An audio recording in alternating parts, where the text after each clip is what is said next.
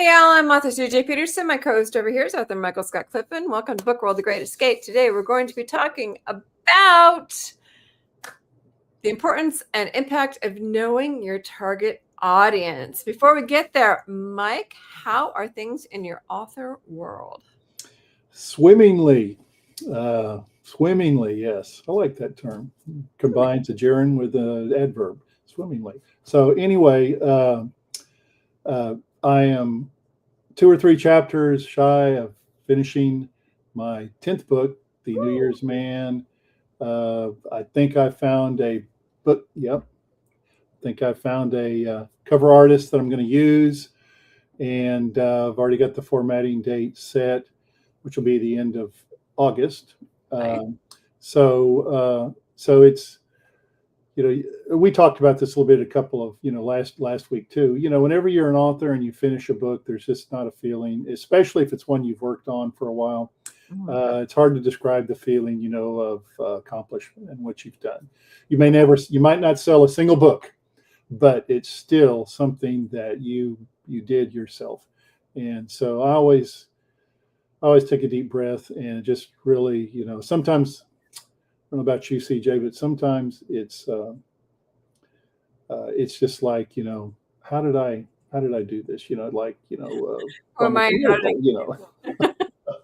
but somehow I managed to stumble through and I really like the book, and I'm so glad that I can see the end of the road here and finally get it published. The other thing is, both of us will be at the East Texas Comic Con in Longview on Saturday and Sunday. And my daughter, we were just talking a little bit before the show. My daughter and my 5-year-old grandson live in Longview, and they're going to attend. And this will be my grandson has been to other Comic Cons, but it was when he was a toddler, and he probably doesn't remember a thing about it. So this is really going to be his first one. He actually is cognizant of what's going on, and he's looking forward to meeting the Power Ranger that's going to be there as a celebrity guest. My daughter got him hooked on Power Rangers, and she's a big Power Ranger fan when she was a kid growing up herself. So a little nostalgic about all that. So those are the things that are going forward. I've got 3 Comic Cons coming up in August. The Bell County Comic Con, which is a huge, ginormous one that's held in Belton or Temple. They're kind of the cities share a boundary. And then in Greenville, Texas, the Walworth Author Fest, which will have over 70-something authors. It'll actually have some of the authors that we had on as guests here on Book World, as a matter of fact, like Dana Wayne, a.k.a. Nancy Hudgens, for example. And then at the end of August is the Arkansas Comic Con. And I believe it's the Arkansas Comic Con. No, it's the Piney Woods Comic Con. Again, I got the Arkansas in September. So my bad. Time out. Anyway, no. And again, we'll both be there. Of course, you have an important role because you're running the floor and getting everything organized. So I'm just going to be a vendor. So we're looking forward to that. And so things are going great. Definitely. So in my world, I'm nearing the end of the book for the multi-genre fantasy book regarding dragons. So that one's almost done. So we're nearing the publication for that one. We're close to the end of that one, starting to wrap up. Super excited for that one. As you said, the East Texas Comic Con in Longview, Texas. That will be this weekend. It'll be it'll be Saturday and Sunday. Saturday from 11 to 7, Sunday from 11 to 5. You can learn more about that at easttexascomiccon.com. That will be at Lake Jackson Civic Center, located at 33TX. Is that right? Lake Jackson? No, that's not right. No, it would be the Gregg County Fairgrounds. Is that? No, that's not right. Let me find it's that. Same place as the last 2 years, CJ? Yeah, give me a second. That's not right. Let me find it. Exhibition Center?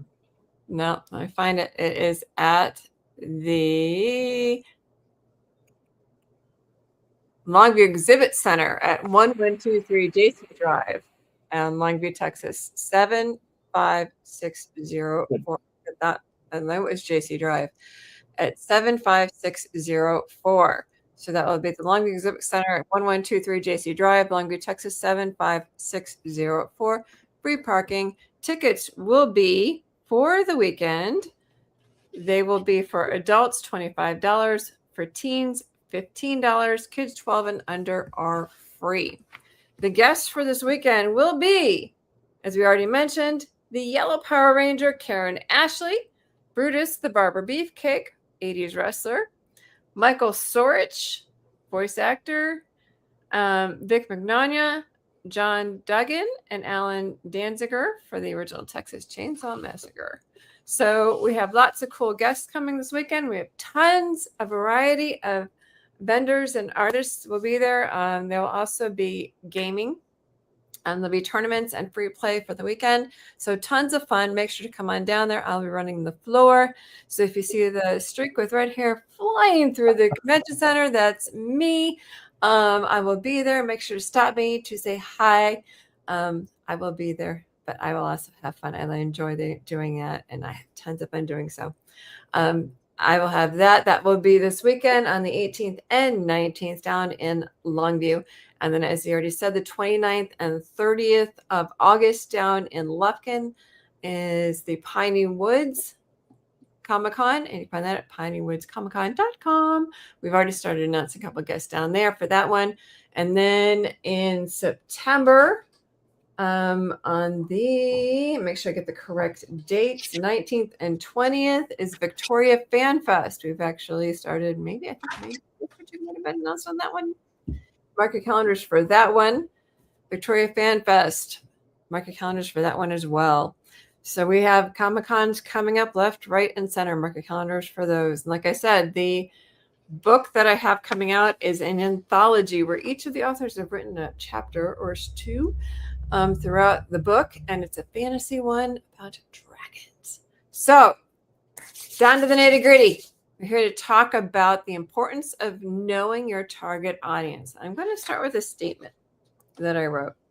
You need to understand your genre, theme, tone, writing style, age group, reading behavior, and emotional appeal. Your book, cover, summary, audience, everything must appeal to your target audience. Everything must be geared toward your target. If not, you are gearing your energy toward the incorrect target and your efforts will be fruitless. Agree or disagree? Oh, no. I mean, I've made that mistake when I was early in my writing. The worst possible thing you could do as an author, whether you're an experienced author or just beginning, is to market your book to the wrong audience. Not only will they not read not only will it be a disaster for your book sales, but you're liable to make some of them angry because they feel like it's false advertising. Yep. And we were talking before, there's kind of like two sides to this, kind of the yin and the yang. There's like a psychological aspect, and then there's actually just the genre aspect to it. You kind of have to, there's kind of two ways to go about this.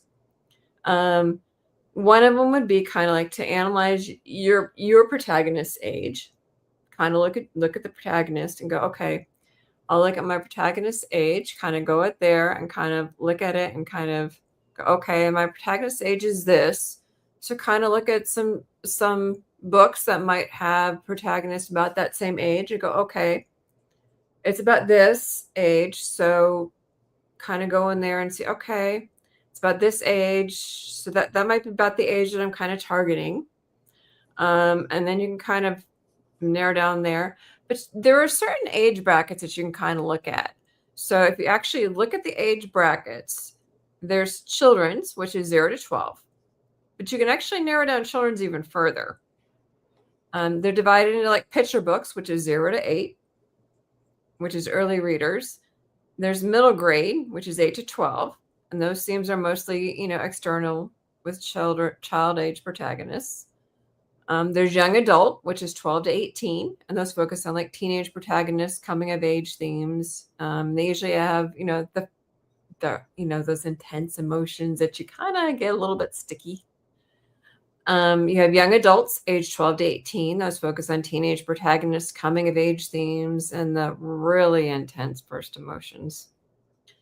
The new adult, this one is a really sticky one. New adults, this particular category is a really hard one. Sometimes people use it, sometimes they don't. It's a really hard one to fit in, and it's a really hard one. Sometimes people use it, sometimes they don't. Sometimes they just stick with young adults, sometimes they use adult. New adults is 18 to 30. They tend to target college age readers. Usually those in the, their late 20s, focus on the transition into adulthood, early career, romantic relationships, kind of exploring that sort of thing. Adults is usually 18 plus. So you can kind of see where that kind of gets tricky between new adult and adult. And 18 plus encompasses all other categories, basically catering to readers across various age groups, depending on their genres, basically sci-fi, romance, literary fiction, etc. So the new adult and the adult, you can kind of play on the in-between. Yeah. Yeah. You can kind of see where those two. I think they're kind of seamless. Like a made-up category half the time. I think they're seamless. I don't Yeah. I don't see a lot of difference, to be honest with you, between new adult and adult. I don't either, but it's kind of like, it was almost kind of like made up to me half the time. I probably will get nasty emails for that one, but I almost feel like it was a made up one, because new adults and adults, I almost feel like a new adult really doesn't need to be there. I really don't. Either it almost fits into the adult. I don't really feel it needs to be there. Yeah. I never understood. I've never had anyone explain to me, let me put it that way, what exactly makes the difference between what's new adult and adult. It's maybe some content or something, but I just never I know it's a new category. What has it been in? What, the last 2 or 3 years? Is new adult? No, actually, Been a little bit longer. 20. I mean, It's it's been been there okay. for a while. Yeah. It's pretty well in there, but it really doesn't. It's, I think, more for like, I don't think it should go to 30s. I think it should just still be in like the age 20s. It's like the 18 to 20s bracket is where it should stay. That's why I have a hard time having it be 18 plus is the adults.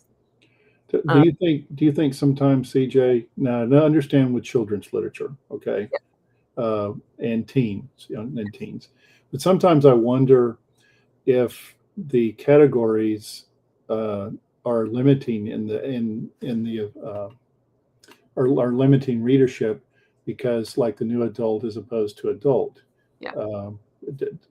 I mean, of course, the adult is pulled out because they're there obviously to give you guidance in terms of the reading level and stuff. But again, as we've talked, I don't know that there's a whole lot of difference between 18 to 30 and 30 and above. Yeah, I don't really think there is. But I just give you the information, let you deal with it how you want. Sure. Another thing you can do is kind of compare titles. You find a book that's kind of like yours and kind of compare the titles and kind of look at the genres, see what they got going on there. That would kind of help you figure it out. This is a new one, psychographics. Consider your readers' values, consider the interests, the pain points, rather than just their age. Does your book provide a solution to a specific problem? Self-help. Does it provide an escape? Romance. Or an intellectual stimulation? Historical fictions will help you determine your genre. Another thing to consider is, how do you connect with your audience? I don't know if you remember, I asked one of our guests specifically, how do you connect with your audience? If you can't connect to your audience, that's going to be a problem in your marketing. You may need to reconsider your strategy. Always be fluid in your marketing strategy. If something isn't working, you may need to reconsider your marketing strategy. You need to connect to your reader. You need to be able to do that, because the more they connect to you, the more they're going to be wanting your books. If you're not connecting to your readers, you have a problem. They need to feel that connection. That's what's going to want them to pick up your books more. My readers know that they may not always know what kind of book they're picking up, but they know they're going to be connecting to a journey. They know that they're going to go on a wild ride. They know not, they might not know what genre it is, but they know it's going to be one doozy of a ride, and they know that it's going to be an emotional one. They probably will laugh and cry in the same book. And they know that they can email me later and say, I hate you, but I love you in the same sentence. They know this, and they know I'll be okay with it. Do you know what I'm saying? Oh, yeah. But they also connect with me on other things. Like, they know that I'm a content creator, so they've seen other steps of my life than just my writing, because they've seen other things that Super Hubby and I do. Like, they know that we go to the parks, the national parks. They know that, we just went to the Outsiders Museum. They know that I'm a sci-fi geek. They know that, I do the cosplay stuff. So they can connect with me in other ways as well. And that helps them connect with me. And you have to be able to connect with your readers, which is why a lot of my books are geared more toward the younger readers. That's my target audience. And I know that. And that's what my target is. And a lot of the moms, homeschool moms, will get those books, read them, and pass them on to their kids. That's my target. And I know this. And so that's what my target is. And over the years, that has formed, and that's my style. And that's what works for me. And that's what I like. And that's okay with me. Are my sci-fi geeks and my homeschool crew and my, that's my crew, my Comic-Con family, and my geeks, my nerds, my people. They're my people. And that's where I live. And that's my type of people. And that's my target. And I'm okay with that. My EMS crew, because that's the books that I write. You know what I mean? And that's my target. And I'm okay with that. And that's okay. But I've learned that over the years. And people who watch my stuff and know my stuff know this. The military, the EMS, the sci-fi, all of that is my target. And that's what my content is geared toward. But if they don't know you through your content and through your stuff, they're not going to connect with you. That's all part of connecting with the author. Does that make sense? Oh, yeah. Yeah. Well, so they know what they're going to get from. Exactly. Yeah. So that's one aspect of it. Another aspect is what we talked about earlier today as well. That you found. Right. So, genre is an important way to target your audience and who your audience will be. Of course, you talked about earlier about the ages, children's book, okay, new adult, 18 to 30. I will say, I'll just make one comment on the ages of being marketed to a certain age.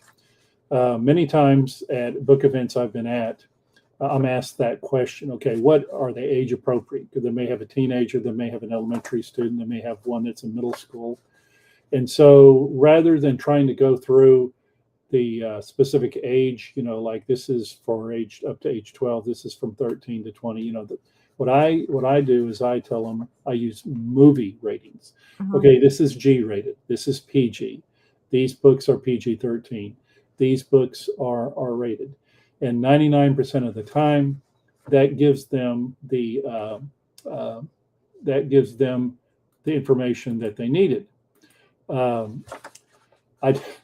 had a couple of times where one of my books I would definitely call it's an R-rated book, and I had a mother that had a couple times, as a matter of fact, oh, I want to get this book. Well, I just don't, their daughter's like 10, 11, 12 years old.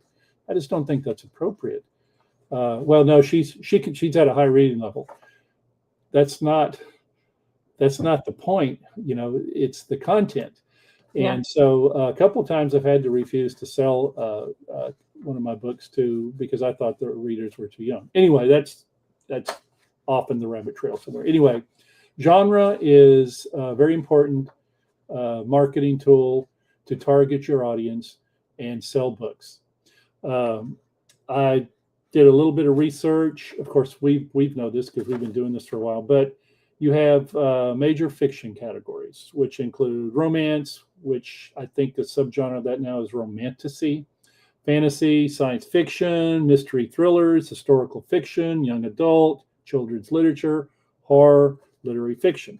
So those are major categories in fiction. Mm-hmm. In nonfiction, you have biography and memoir. You have self-help and personal development. You have history. You have cookbooks, true crime, science, and nature. So that can be further broken down into 50 generic genres, and there are over 100 subgenres of those 50 generic genres. The ones I listed are major genres, but are by no means comprehensive of all. There's at least 50 major genres and over 100 subgenres, which generally appeal to niche readers. You also have you have subgenres of the subgenres and subgenres of the genres of the subgenres, and so on. You ever wonder why authors get confused when they go in there and we try to pick out our little genres and our little subgenres? The tree is huge, by the way. We go in there to. I mean, why are they? Why is it confusing? And we only get 3, by the way. Yes, you do. 2 or 2, 2 or 3. We only get 2 or 3. And then of course you with Amazon referring, you have search engines and you have you have keywords. So there are over 16,000 specific search categories. Now, two of the fastest ways to get your readers mad and to turn them off is to do what you were saying earlier, CJ. Market a book in the wrong age group. The second is to market a book in the wrong genre. Mm-hmm.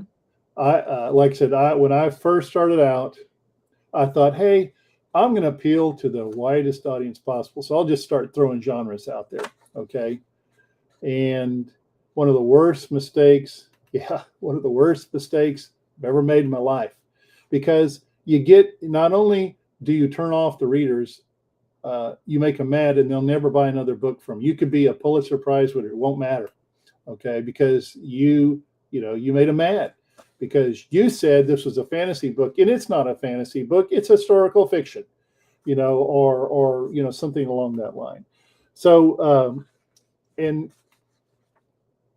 I think even with experienced authors, it's a little bit easier, but it isn't always. It's not so hard to target an audience according to a major genre. Okay. That's usually not too hard. But then when you're trying to also tag some subgenres to it, because, like we said, romance, and then there's romantasy, fantasy romance. You have, I wrote a book called The Endgame, which was a sports romance. Then with sports romance, you have hockey romance, you have basketball romance, you have track and field romance. I mean, the list, for every sport, there's probably a romance book that is attached to it. So it's really important that when you get the chance to market your book under subgenres, and like you were saying, you get 3 categories. Okay. You need to hit a home run on those. You really don't need to try to pack as many in there. First of all, that Amazon won't let you. But secondly, you need to make sure that you hit your target audience square in the bullseye, and you're not doing a subgenre which is just peripherally related to what you have written. And so now I will say this, and we both know this as well. Niche audiences can be very productive for an author, because as you go from these broader general categories, these broader general genres, and then subgenres, and you're dicing it down smaller and smaller pieces, you're facing less and less competition from other authors. So when you get to the subgenre level, it can actually be profitable for you, because while you might not appeal to as large an audience, you're appealing to a more a sub-specific audience, which you don't have the competition of a prolific number of authors. But it might also make it a little bit harder to find. So you got to find that balance. Yeah. When you market it, again, if you're doing Amazon, which so many people do, and you have keywords and stuff, you're really going to have, you're going to have to, so you make a good point, CJ. Even though the subgenre these niche genres have less competition, there's a reason for that. And it's not always as easy to try to, target those audiences unless you know what you're doing. And, I've been doing this for 15, going on 20 years, and I still don't. You just have to find the balance. It's good to put one in a broad. It's good to have one in at least one broad category, and then you can use the other two to kind of a medium, and then one in a niche, if you're going to do it that way. Sure. Way you're kind of spread out and balanced. Balance is key in looking for your genres. Right. I would say. Oh yeah. Yeah. But balance. but you need, the whole purpose of the podcast today is that no matter how good a writer you are, no matter how great your book is, if you don't target the right audience, you're dead in the water before you ever get started. Yes. But whatever you do, just make sure you are in the right zone.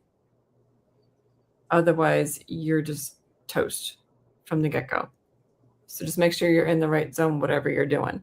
And be careful, because we've talked about this. We could do more podcasts about it, but be careful about people that are scammers and spammers that are emailing you and texting you and sending you Facebook messages, et cetera, that say they have that secret sauce. They know how to sell your book and do all that, because 99.9% of the time it's they're just scammers and spammers trying to separate you from your money. Exactly. Now, some of them might have a little bit of good advice, so you can pull a little bit from their stuff. That's true. And you can have conversations with them too, and get them mad at you like you did with that one. I do kind of play with them a little bit. I'm not gonna lie, I do play with them a little bit. But some do have a little bit of advice that I do kind of pull some of their stuff from them, and then I set them free. But I do kind of play with them a little bit. I do have fun with them. I'm not gonna lie, I do mess with them a little bit, and he knows I do. Just a little bit. Just a little bit. Just a wee bit. I'm just a little evil. I'm not gonna lie. I have fun with them. Anyway, I hope you guys learned something from it, and have a good week. Next week, we'll have Brandon Jones with Imagine Arkansas, which is a charity that helps people with getting some comic books into the hand to help with literacy. Learn more about it next week at 4 o'clock Central Time. We'll see you guys then. Have a good week. Bye-bye.